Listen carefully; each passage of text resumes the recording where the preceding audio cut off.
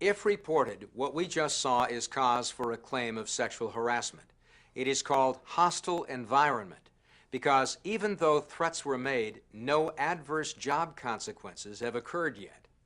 But Dan was too humiliated to report it. And Pete soon started a campaign of ridicule directed at Dan and began to treat him differently on the job. How about this one right here? Okay. And that's thank you.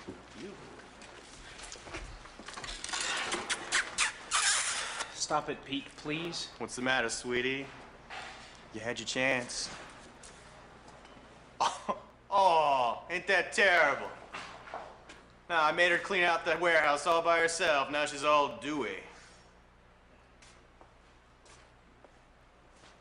All right, man, listen up.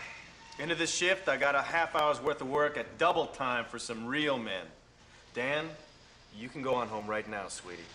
Randy, Fred, come on.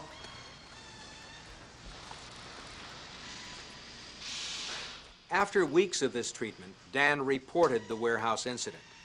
While the warehouse incident was initially the hostile environment type of sexual harassment, Pete's subsequent treatment of Dan is what is called adverse job consequences.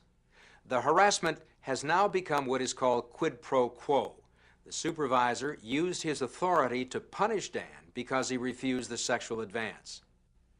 Once the adverse job action occurs, the employer is automatically liable, but can minimize its liability with quick responsive action once it becomes aware of the harassment.